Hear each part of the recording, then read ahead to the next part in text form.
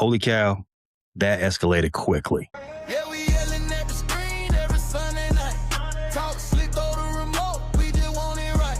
Front office tripping, man, they can't get it right. Whole city heated, but we still gon' fight. We talking bulls trade, biz drafts, missed calls, club slumps, soft rebuild. We seen it all. Yeah, we loud, yeah, we gritty. I'm a little frustrated, but I still love my city. Yeah, north side, south side, west, we united. Welcome back to Holy Cow, the podcast for the Chicago Cubs here at the Frustrated Chicago Sports Fan channel. Reality hit the Cubs really hard out there in LA this weekend. The team did extend the winning streak to 10, but that's where it ended. I'm going to recap that series against the Dodgers, but before we do that, I want to do that streak justice. It wasn't some scheduled luck that the Cubs benefited from. You know what I mean? You don't sweep a team with a $300 million payroll and take 6 from 7 from another high price team in the same span off luck, especially not when you got 10 pitchers on the IL. The Cubs' 10-game winning streak was built on a foundation of lockdown defense and situational hitting, team building formula designed by Jed Hoyer. Rather than relying on dominant shutouts, the pitching staff was allowing contact, and the elite defense behind it consistently turned that contact into outs. It gave the offense a chance to win games, and they did it day after day after day after day after day to this point of 10 days in a row. Nico Horner provided numerous highlight reel moments, including the full extension parallel to the ground. Superman, that whole type diving stop to rile Kyle Schwarber of a grounder that was going at about 100 miles per hour. In the 10th win of the streak, first game of the series against LA, Nico pulled off two massive defensive plays. He threw a laser to gun down at Andy Begay at third base, and then he cleanly fielded a ball that got deflected off Michael Bush to get another out at first. Nico has been dominant. We talk all the time about his bat, but his glove has been just as cold. He's registering a +7 outs above average. Dansby Swanson, he's anchored the infield by consistently making elite level plays throughout the streak as well. His reliable defense allowed Craig to keep him in the lineup on certain times when his bat wasn't showing up.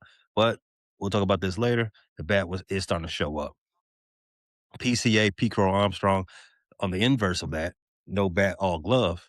His presence in center field on a daily basis has proved more than reliable. He's made incredible, difficult catches against the wall. He's taken pride in his defensive game, and he's consistently saving runs for this team. Like Nico, he's graded out as a highly elite defender as well. He's got a +7 outs above average too. Ian Happ, not to be outdone, he's contributed to the defensive highlight reel and left field by making deep, difficult catches ranging into the corners and even falling into the nets to secure foul balls. The combination of defensive execution and clutch hitting has allowed the Cubs to scratch and claw their way to 10 straight Vicks, despite major injuries to the pitching staff. And not because we caught two struggling teams at the right time. Let's recap that Dodgers series. The series started off with absolute magic on Friday night. The Cubs captured their 10th straight win, and this time it was a comeback, and this time it was of comeback variety. They were down 4-0 to LA, but they ended up coming back and winning that game 6-4. Going into the late innings, the offense finally woke up. Dansby Swanson, he was an absolute menace in this game. He hit a 2-run triple in the 7th inning to cut into the lead. He crushed a go-ahead home run that proved to be the winning runs in the 9th inning. We also saw Alex Bregman launch a game-tying solo shot in the 8th. But how about the unsung heroes from the bullpen? Ryan Rollison. He came out of nowhere to throw 3 innings of 2 hits, shutout ball, and Martin locked down his first career save to secure the W. Unfortunately, that's where the magic ends. Saturday and Sunday was a complete different story. It was, let's say, an ass beating. It was brutal. because they boot smoked Saturday and Sunday. Dodgers came back to catch a hat in the worst way. They took the series from the Cubs. The first game on Saturday, they won 12-4. The Cubs actually jumped out to an early 2-0 lead thanks to a missile home run from Seiya Suzuki and an RBI from Michael Bush. And Moises Ballesteros even hit a solo shot to put the Cubs up 3-2 in the fourth. But that's where it all ended. The pitching staff completely unraveled. Colin Ray, he had a rough outing, and Craig Counsell, he basically left Javier Assad out there to die. He pulled Colin, he put Javier in with a depleted bullpen. He said, Assad, he said, Javi, you got to wear it. Javi ended up giving up 6 earned runs in just over 2 innings. Sunday wasn't too much better. The Cubs got shut out for a 6-0 loss. Shota Imagnaga, um, he regressed to form. He didn't look like his usual self. He gave up 5 earned runs and 3 walks over 5 1/3 innings. Most of the damage done in the first inning, though.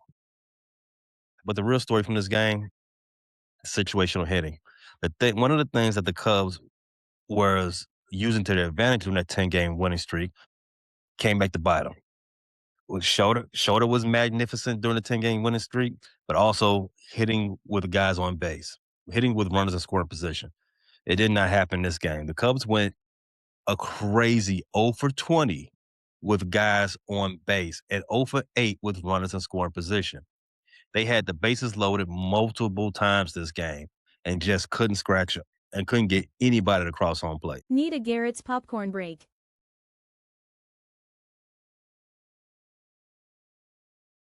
Who's hot and who's not?